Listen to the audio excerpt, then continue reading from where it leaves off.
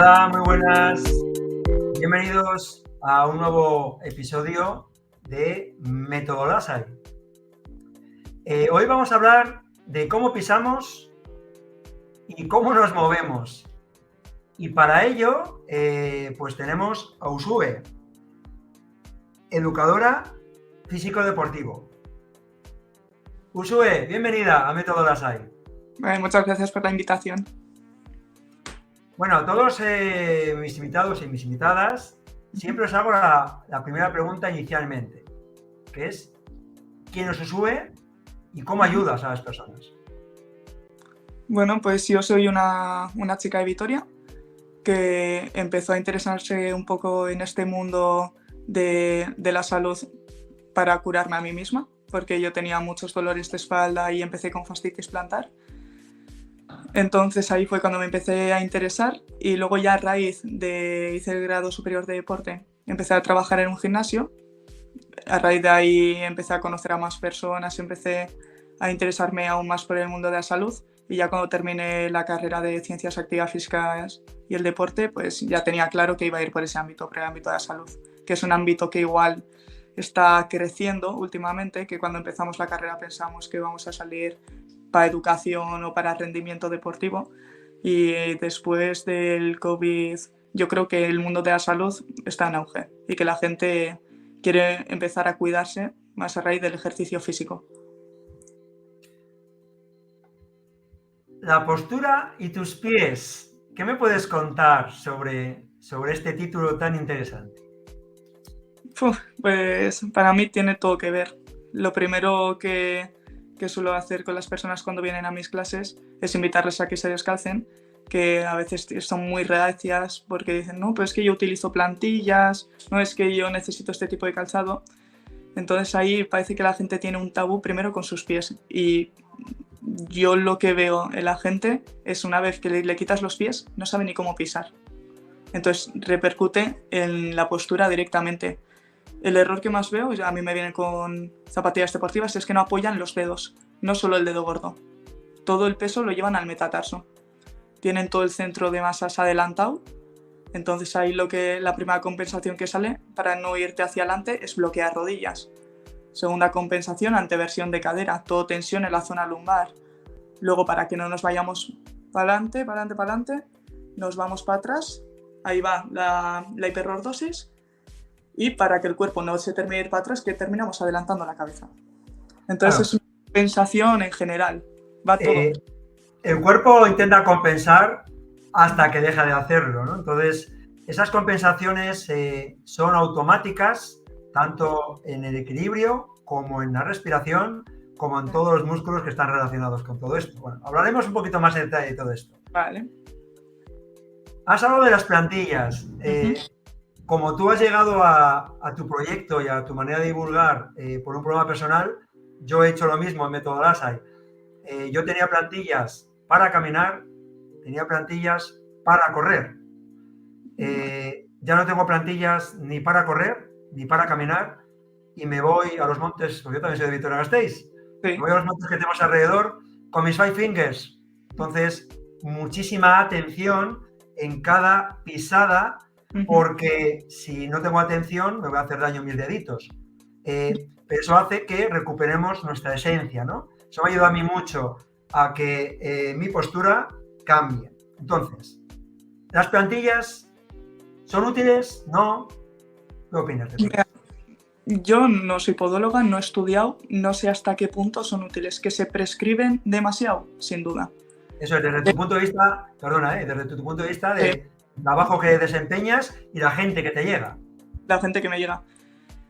Demasiada gente lleva plantillas. Algo que suelo hacer es sacar la plantilla, que se descalcen y poner el pie encima. Si no te miento si te digo que el 80-90% lleva una plantilla más pequeña de lo que es su pie. Y se supone que la plantilla la hacen con el propio molde de tu pie. Si tu pie no entra en esa plantilla, ya hay un problema. Segundo problema que me encuentro, que le suelo preguntar a las personas, ¿te han mandado ejercicios para revertir esta situación de una forma activa, no de una forma pasiva que va a hacer la plantilla, de una forma activa? Y me dicen que no, la mayoría de ellos. Y si les han mandado algún ejercicio, ya te digo que no lo han hecho. Entonces la gente se piensa que por ponerte la plantilla se va a solucionar el problema. Y el problema está en los hábitos de tu día a día, en cómo caminas, cómo respiras, el tipo de trabajo que tienes, pues si utilizas botas de seguridad en el trabajo o no. Entonces, prescribir solo unas plantillas e intentar que el problema se solucione cuando no cambias el entorno de toda esa persona, pues normalmente esa no es la solución. Y más si no les mandas unos ejercicios para revertir ese problema de una forma activa. Claro, tenemos nuestra pared que hay que pintar porque tiene grietas, ¿no? Entonces, las plantillas a veces son ese cubrir la grieta, ¿no? En vez de ver cuál es el problema estructural de nuestra casa. ¿Cuál es la base del problema? He incluido una pregunta más a raíz de esto, que es ese problema de dorsiflexión de nuestros tobillos.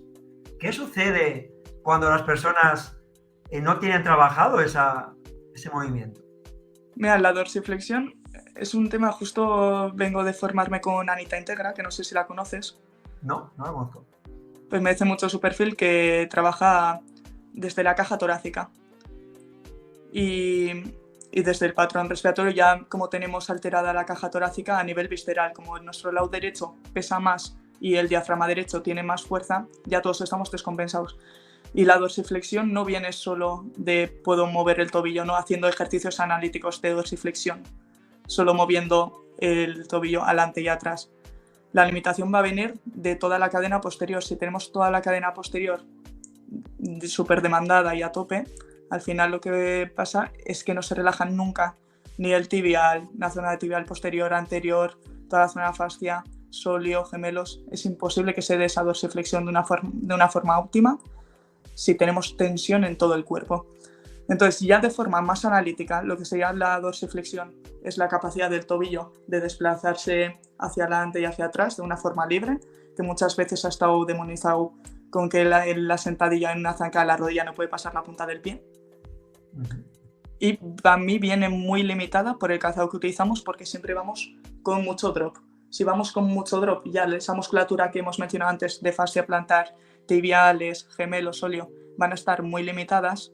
Entonces no tenemos esa capacidad de tener esa dorsiflexión. Estamos limitando nuestro cuerpo desde la base y eso va a tener problemas estructurales de abajo a arriba, en rodillas, caderas, toda la zona de la espalda, cuello. Vamos a hablar a estos oyentes porque, bueno, ya tenemos una legión de seguidores y seguidoras, no solo desde el punto de vista deportivo, sino nuestro día a día. ¿Qué sucede si nosotros no podemos hacer una sentadilla profunda y estar ahí unos segundos? Porque claro, va a haber esa tensión, primero yo lo he sufrido mucho, esa tensión de mi cadera posterior en función de mucha tensión en mi espalda baja, en mi lumbar, mis isquios. A veces no puedes ni siquiera estar en equilibrio. ¿Por qué sucede esto que lo estás explicando? ¿Y qué podríamos hacer? Un pequeño tip para mejorarlo. No vamos a decir para solucionarlo, solo mejorarlo. Primero tenemos que analizar un poco la persona si tiene problemas de rodillas, porque tengo personas que tienen ya un nivel de condromalacia de nivel 4 que es muy grave, que una sentadilla profunda ya va a ser imposible con ese nivel de condromalacia. Pero si hablamos de una población general que tiene unas articulaciones más o menos sanas, sin dolores muy pronunciados, muy crónicos, es que es moverte. Es moverte, que tenemos un problema que la población en general no se mueve nada y no pasa de la silla. Si estás todo el día sentado, no se mueven ni tus pies, ni tus rodillas, ni tu cadera, ni tu espalda. Entonces, el primer problema para mí es la inactividad, que la gente no se mueve. Ya a partir de ahí, yo pondría a todo el mundo de pie, que empezasen a trabajar más de pie en casa, a moverse de pie, y de vez en cuando hacer esas pequeñas micropausas de ejercicio físico, de empezar con una sentadilla, cogiendo el sofá, cogiendo la silla, ir incluyendo poco a poco ponernos de cuclillas, ir a lo natural. Quitarnos un poco de estar todo el día sentados, empezar a movernos de pie y en vez de agacharme y sentarme en una silla, pues ir poniéndome de cuclillas, ir introduciendo cosas fáciles. Y luego con los nombres de los autores nunca me acuerdo, pero hay un título muy interesante que se titula Mueve tu ADN. Ahí se habla mucho de movimiento. Yo ahora mismo estoy sentado. Sí, en un fútbol. No en mi silla, porque yo paso muchas horas sentado, y entonces lo que estoy intentando es liberar mi diafragma y además tener mi pelvis, hacer anteversión, retroversión. Entonces, ese ejercicio es muy, muy recomendable para la población en general. ¿Qué estrategias al final para movernos más? Pues lo que he comentado un poco antes, buscar ese entorno que nos ayude a movernos más. Para que el entorno se nos haga más fácil movernos. Si yo no veo sillas alrededor mío y tengo que agacharme por algo, pues, o estoy jugando con mi hijo o lo que sea, pues en vez de sentarme en una silla o sentarme en el suelo, pues voy a agacharme y ponerme cuclillas y voy a normalizar esos patrones de movimiento. Que en la zona de Oriente los tenemos más normalizados, o sea, lo tienen más normalizados, y en el Occidente menos. Pues nada, oyentes, moveros de una forma más natural. Eso como dice es. Ursula. ¿Por qué es tan importante el calzado que llevamos? Porque directamente va a cambiar lo que hemos comentado antes, la postura y el patrón de la marcha. Va a determinar tu patrón de la marcha. Empezamos por la característica de un calzado convencional. Lo primero que vemos es la punta, la horma. En vez de ser una horma anatómica que respeta la anatomía y la funcionalidad de tus dedos, la forma natural con la que nacemos se va deformando poco a poco en una forma de punta, y lo que hace es que los dedos se junten y el dedo gordo se meta hacia adentro, que sería el famoso juanete.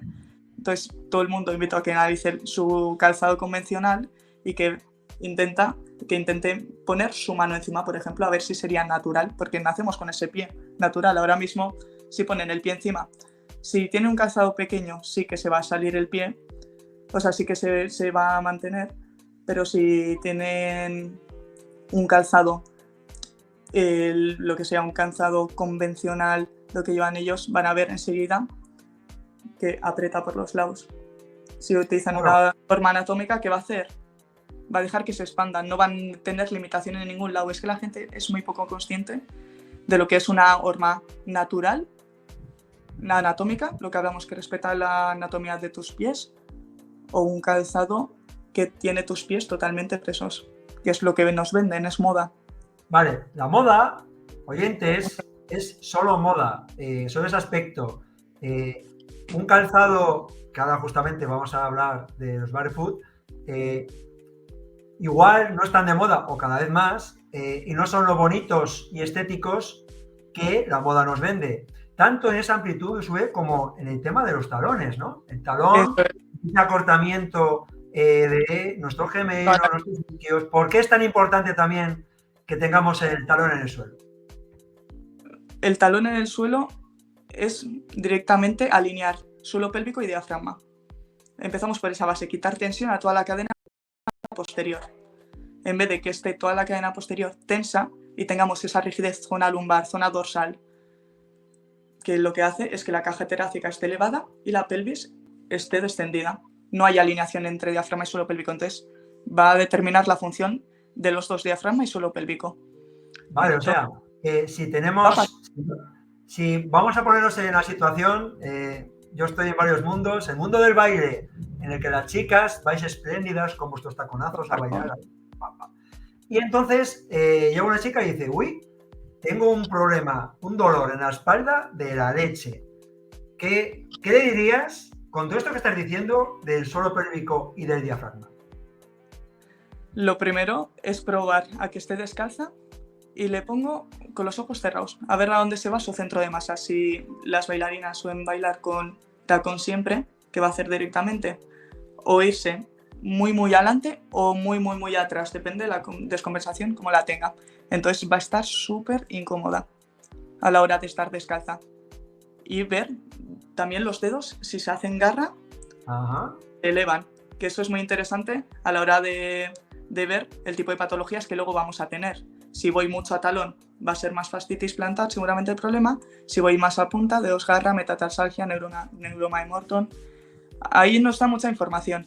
Y empezar a caminar descalza, quitar tensión en toda la zona de la planta del pie y empezar, sobre todo, a ayudarle a que flexione esas rodillas, porque seguramente siempre vaya a tener las rodillas bloqueadas. Con las rodillas bloqueadas es imposible que alineemos esa pelvis y esa caja torácica.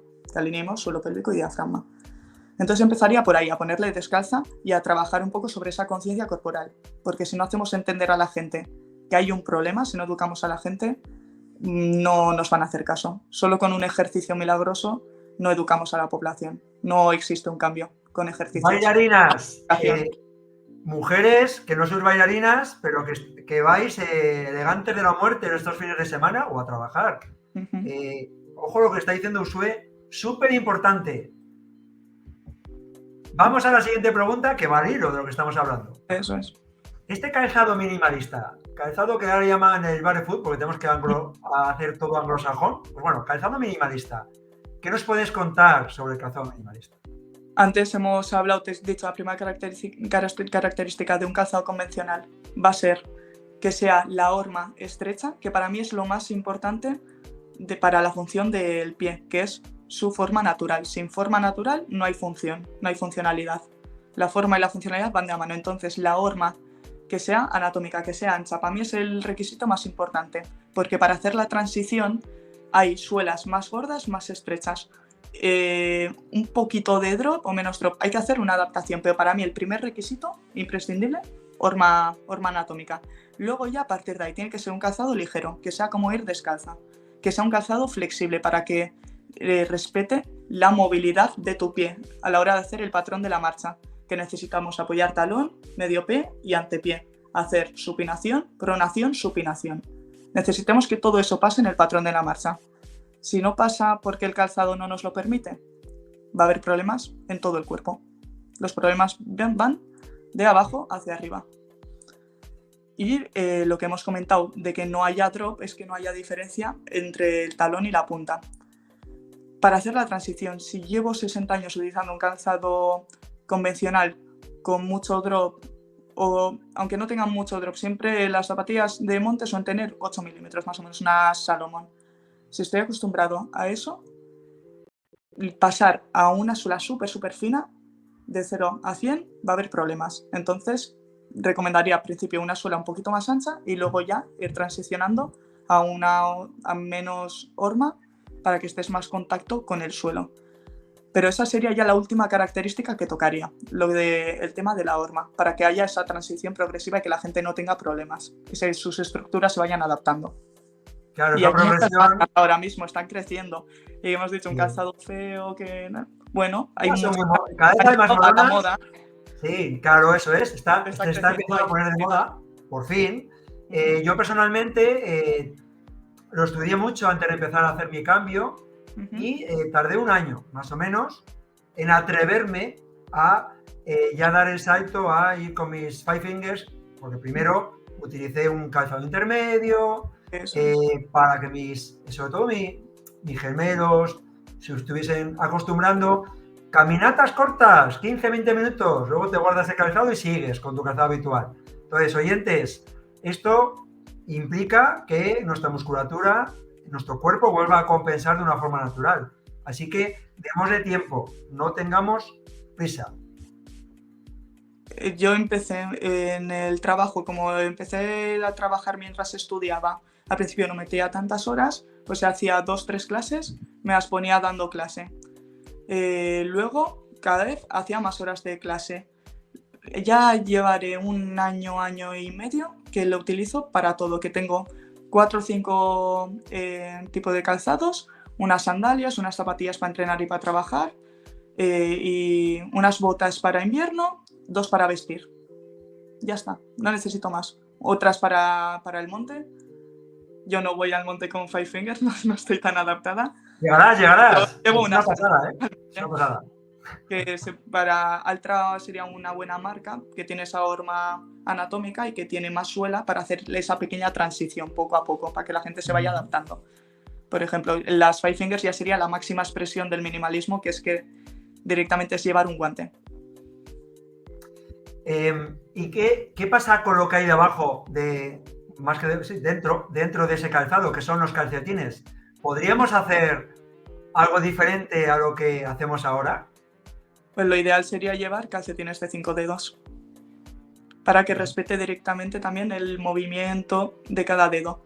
Los beneficios que nos va a dar, aparte del espacio que nos da y esa libertad. No se rozan los dedos entre sí, no vamos a tener ningún tipo de rozaduras, va a sudar menos el pie.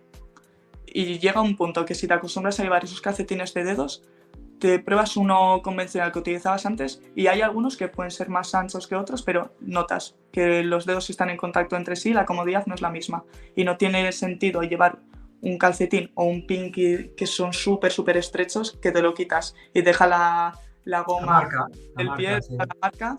No tiene sentido utilizar eso con un calzado minimalista, porque si te está oprimiendo ya el calcetín, ¿para qué vas a llevar el pie luego en un calzado ancho? Ya tú estás oprimiendo. Entonces, igual, si alguien quiere empezar, podría empezar por esos calcetines, para poco a poco. Calcetines de 5 dedos, y si son antideslizantes, empezar en casa a andar descalzo, y en invierno ponerte calcetines antideslizantes de 5 dedos, andar descalzo, y si haces actividades como puede ser pilates, yoga, tai chi, en esos sitios que el suelo es siempre el mismo, que no hay cambios, que no hay máquinas, que es una clase dirigida tranquila, que no hay impactos, calcetines de 5 dedos antideslizantes, en vez de unos calcetines antideslizantes normal.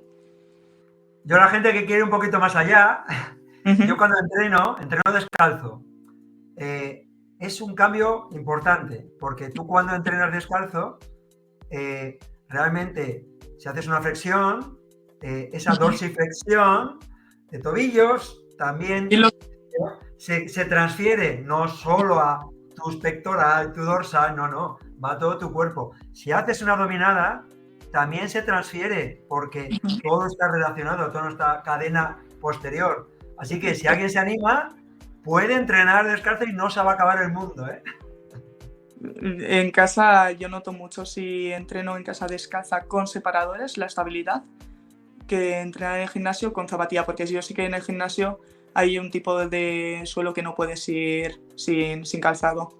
Ya. Y a veces me quito el calzado y voy con el calcetín, pero no estoy todo el rato. Pero se nota esa diferencia de incluso una zapatilla minimalista a ir totalmente descalza y con se nota. los separadores a la hora de no hacer impactos, desde luego, se nota mucho. O sea que esa transición para mí merece la pena, porque te deja en tu sitio y se ve realmente dónde está tu estabilidad, tu manera de transferir la fuerza del suelo a todo el cuerpo, la salud postural de todo el cuerpo, lo que tú dices, que se va a transferir los pies a pectorales, dorsales. Somos todo cadenas miofasciales, cruzadas, posterior, medial, y todo empieza de los pies y termina en la cabeza. Entonces, no cambia tienes... hasta nuestra respiración, nuestra posición corporal, nuestro diafragma se va a liberar, hasta vamos a tener un aspecto más, pues más de aquí estoy. Bueno, ahí hay mucha lectura. Decir. El dedo gordo del pie, que investigando en tus publicaciones me ha parecido muy interesante hablar de esto. ¿Qué nos puedes contar sobre el dedo gordo del pie? Pues es el protagonista del pie. Lo que más nos llama la atención al ver un pie es, lo primero, si hay juanete, no hay juanete. El dedo gordo, si no tiene su alineación natural, va a tener la función limitada. ¿Su función cuál es? La principal, estabilizar el cuerpo. El 85% de la estabilidad está en el dedo gordo. Si no tengo una forma amplia de lo que serían los pies, no tengo estabilidad. Aquí tengo menos estabilidad, aquí tengo más. Y el dedo gordo se encarga del 80-85% de la estabilidad. También hace un trabajo muy importante en la activación con el glúteo. Por lo que hablamos de todas las cadenas miofasciales, se conecta con el glúteo. Hace que las rodillas se me desbloqueen, que se vaya alineando el cuerpo poco a poco. Cuando empujamos con el dedo gordo, todo el mundo que nos está oyendo puede ver que si se pone de pie y empuja de una forma consciente con el dedo gordo contra el suelo, va a desbloquear rodillas, la cadera se le va a alinear, la caja torácica se va a alinear, la postura cambia totalmente, solo siendo conscientes de empujar con el dedo gordo contra el suelo. Nos activa, aparte del glúteo, todo el arco plantar. Entonces, una persona que tiene el pie plano, haciendo ejercicios de dedo gordo, voy poco a poco activando ese arco plantar de una forma activa, de una forma que no hacen las plantillas. Y por último, trabaja en el patrón de la marcha, de la propulsión. En la última fase de despegue, hace esa última palanca, activando glúteo, permitiendo que la cadera se extienda de una forma funcional y que no tengamos problemas a largo plazo por un mal patrón de la marcha. Entonces, el dedo gordo es súper importante en muchos ámbitos. Es decir, que muchos dolores que podemos tener y que hemos tapado esa pared, esa grieta con una plantilla, sin demonizarla, ojo, sin demonizarla, podríamos estar tapando ese problema de esa caminada sin utilizar ese dedo gordo del pie, con una plantilla durante años, ¿no? Efectivamente, y ya la forma de... Yo no digo que no haya que utilizar plantillas, pero lo que no entiendo es como si existe una plantilla que pongas tu pie encima y el dedo gordo esté por fuera, viendo la importancia de todo el dedo gordo. ¿Por qué no se hace una plantilla con la forma anatómica de los pies, de los Pues dedos? no caben en el calzado actual. Claro. Yo he visto gente en Instagram que tiene mucha dismetría de cadera, que tiene más de 3 centímetros y que necesita esas plantillas y se las han hecho con forma anatómica. Ajá. O sea que yo creo que ahí todavía puede seguir cambiando. Pero y ahí está el primer problema, que es que tu dedo gordo no entra en esa plantilla. Y efectivamente, si no trabajamos, si no somos conscientes de empujar el dedo gordo contra el suelo, vamos a tener muchos problemas, y no solo problemas de dolor de pie. Rodillas, cadera, disfunciones de suelo pélvico, y ya de ahí vamos subiendo. Diafragma. Diafragma, es que el dolor. Vale, pues ahí nos quedamos. Es un tema súper interesante, Usube. Stack. Me ha gustado el concepto, sobre todo lo que va después, que es el alinear diafragma y suelo pélvico. ¿Qué nos puedes contar sobre este término? Pues hemos comentado de empujar el dedo gordo, que necesitamos esa alineación. El stack, efectivamente, es alinear suelo pélvico y caja torácica, pelvis, o sea, empiezo de nuevo. El stack sería alinear el diafragma y el suelo pélvico, que tiene que estar alineada la caja torácica y la pelvis. Si no hay esa alineación, el abdominal no trabaja de una forma funcional. El abdominal me refiero oblicuo interno y transverso, la musculatura interna, que es la que se inserta en las últimas costillas y en la cresta ilíaca, que va a hacer que mi pelvis y mi caja torácica se alineen y funcionen de una forma óptima. Quito compresión a la espalda. Si yo tengo la espalda así arqueada, el diafragma está elevado, el suelo pélvico descendido, no están alineados, no se activa la musculatura abdominal, disfunciones del suelo pélvico, y aparte la fuerza de la gravedad no va hacia abajo, va hacia adelante, hacia la zona inguinal, las famosas hernias inguinales. Entonces, si el esfuerzo, mi suelo pélvico no está bien alineado con el diafragma, no puede recibir la fuerza de las vísceras de una forma óptima, porque la fuerza no está yendo hacia abajo por la postura, está yendo hacia adelante, hacia debajo del ombligo. Entonces está fuera de juego. Si no tengo una buena alineación, es que mi patrón respiratorio está alterado. Si tengo la caja torácica aquí elevada, es porque respiro seguramente por la boca, porque los receptores cuando respiramos por la boca están en la zona alta de los pulmones. Cuando respiro por la nariz, en la zona baja. Entonces, yo si respiro por la boca voy a hacer respiraciones muy cortitas, entonces mi caja torácica va a estar hinchada. ¿Qué nos da la exhalación? El soltar aire. Que se cierre esa caja torácica y que ya se empiecen a alinear caja torácica y pelvis. Entonces, si un mal patrón, la postura ya nos marca que hay un mal patrón respiratorio. Que inhalo mucho, la inhalación sistema simpático, una persona que está muy estresada, que respira por la boca, que está con las costillas en rotación externa, tensión en la espalda, porque no tiene movimiento, disfunción en suelo pélvico. Vale, vamos a hacer una pequeña recapitulación. Es que, claro, ha dado muchísima información clave. Sí. Es decir, cómo alineamos nuestro diafragma y nuestro suelo pélvico a través, principalmente, de esa respiración diafragmática, que sería una respiración completa. Si además, poco voy a incluir yo por mi parte de instructor de respiración, si hacemos esa respiración nasal, activamos muchas más cosas en nuestros quimiorreceptores, y si hacemos una expiración nasal más alargada, permitiremos una mejor oxigenación. Y, ojo, el diafragma tiene varias funciones. Una es la parte respiratoria y otra parte es la parte de sostener nuestro sistema de lumbar, espalda baja, todas esas musculaturas que has comentado. Entonces, no sé si quieres complementar algo a este resumen para que alguien que lo esté escuchando ahora con su pinganillo o no, diga, a ver, voy a hacerme un test a ver si estoy bien alineado o alineada. Primero, que se descalcen, que se quiten la ropa, o si pueden ser que se metan la camiseta por dentro, que se pongan de lateral y se miren en el espejo. seguramente vayan a ver esa caja torácica como está elevada, o puede pasar otra cosa que es ya una compensación de la compensación, que es esta gente que tiene mucha cifosis, que tiene los hombros adelantados y directamente la columna hace una C, pierde todas las curvaturas naturales y tiene esa actitud cifótica. ¿Qué me está diciendo esa persona? Que no puede respirar hacia el pecho, que la respiración anterior, esa respiración que hemos dicho diafragmática en 360 grados, no se está dando de forma anterior. Entonces, cualquier disfunción que veamos en la caja torácica a nivel postural, a ti también te pasará, que ves a la persona y dices, sé cómo respiras. Porque la postura cambia totalmente, depende de cómo respiramos. Entonces, ves a esa persona y le dices, lo que hemos dicho, lo que has comentado, respiración nasal, lo más importante, vamos a empezar por ahí. Al principio le va a costar muchísimo inhalar y exhalar por nariz y sobre todo hacer esa exhalación un poquito más larga. Pero empezamos por ahí, yo empezaría tumbada. Una vez ves la postura, le explicas un poco, empiezan tumbados, que no hay gravedad, cogemos, soltamos por nariz. Seguramente que vayamos a ver que la caja torácica no se mueve. Lo que hemos hablado, somos totalmente disfuncionales a la hora de respirar. Si no tenemos ese movimiento de la caja torácica de abrir y cerrar costillas, va a repercutir en toda la postura. Un truquito, poneros, si estáis tumbaditos o tumbaditas, poneros o un cinturón en la caja torácica o una cuerda, de tal manera que sintáis que esa propiocepción al expandirse se está moviendo. Entonces os va a ayudar a reconducir, a reaprender esa respiración. Eso es. Si estamos tumbados, si ya tengo la cabeza así para atrás, ponerle una altura para poder respirar bien por la nariz.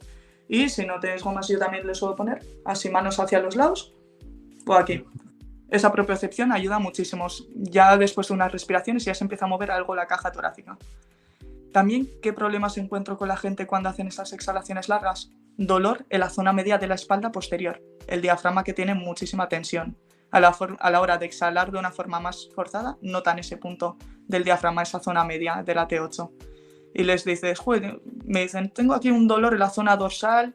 Y digo, majo, el diafragma, el famoso diafragma. Todo lo que tiene que ver. La gente que está muy estresada, pues ahí bueno, es... Podríamos hablar de la hipertonía del diafragma, pero bueno, no me voy a extender ahí porque te quiero hacer otra pregunta que va muy relacionado y es el dolor y cómo a través de la respiración, en la experiencia que tienes, lo vas relacionando o trabajando con la gente que trabajas. Primero tenemos que observar el patrón respiratorio. Si viene gente con dolor cervical, con mucha tensión en el cuello, seguramente es que hace inhalaciones muy, muy sonoras, que al coger aire hace mucho ruido y tensa mucho toda la zona del cuello y del trapecio, que busca esa musculatura accesoria de respiración. Entonces, primero, observar. Vemos si le preguntas dónde le duele, vamos a mirar si coincide. También, si al coger aire, elevan los hombros. Si coge por nariz o por boca, mirar si la caja torácica se mueve libremente. Si solo mueve la tripa, el daño que ha hecho la respiración esta de tripa, que la gente dice, oh, pero yo muevo bien la tripa, sube, baja. Y ya, pero mal dicho, respiración abdominal. Que no es la misma respiración abdominal que respiración diafragmática. Efectivamente, la gente solo hace esa respiración abdominal, solo se mueve la tripa y ves la caja torácica totalmente rígida. Entonces tenemos que buscar esa expansión y hacerle conscientes a la gente de primero que tienen que respirar por la nariz, que sean respiraciones silenciosas para no forzar esos músculos del cuello y que se mueva la caja torácica hacia adelante, hacia los lados y hacia la espalda. Una vez tengamos eso, la gente va a notar mejorías seguro. Por lo que hemos dicho, tensión en el cuello a la hora de hacer una respiración forzada. La zona del diafragma, que es zona media, zona dorsal, al soltar el aire de una forma forzada, como ese diafragma tiene mucha tensión, notan esa zona detrás de la espalda que les duele. Por la postura también, que si tengo la caja torácica elevada, la espalda no se me mueve, tengo tensión en la zona posterior. Diafragma y psoas. El diafragma se inserta en la zona lumbar y se inserta el psoas en el diafragma y el psoas también se inserta en la zona lumbar. Entonces esa propia disfunción a la hora de estabilizar la zona lumbar y si el diafragma no se mueve de una forma libre, va a haber tensión y rigidez en la zona lumbar, incluso en la zona inguinal, en esa zona del psoas también. Entonces tiene relación la respiración, dolor en todos los ámbitos.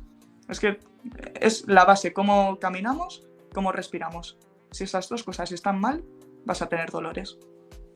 Pues esa sería la parte de completar al título que le hemos puesto a esta entrevista, que es cómo pisamos, es cómo nos movemos y cómo respiramos. Eso es. Vale, Ursube, 35 minutos, solemos intentar tener una ventana entre 30 y 40 minutos. Dos últimas preguntas. Vale. ¿Dónde te podemos encontrar? ¿Y con qué cerrarías este podcast con cualquier pensamiento o reflexión que quieras compartirnos? Muy bien, pues como hemos comentado antes, los dos somos de Vitoria. Yo trabajo en el BAC, que es la ciudad deportiva del Baskonia y del Alavés, y trabajo en el área de salud, que son grupos reducidos de máximo 8 personas, y ahí trabajamos haciendo escuela de espalda y pilates. Luego también ahí puedo trabajar de forma de entrenadora personal. Y si no sois de Vitoria, conmigo podéis trabajar de forma online. A través de mi Instagram os podéis poner en contacto conmigo y también podríamos hacer ese trabajo online. Y luego alguna vez también suelo hacer alguna charla sobre respiración, pero de momento en Vitoria. Bueno, publicaremos esta entrevista en Spotify, en YouTube, y haremos también pequeños resúmenes en formato Reel, en el que nos vais a poder ver online y o preguntarle a Ursube o preguntarme a mí en Método Lasai, y entonces todo está interconectado. Muy bien, pues ya te hemos ubicado. ¿Alguna reflexión que quieras compartir con nosotros para cerrar esta entrevista?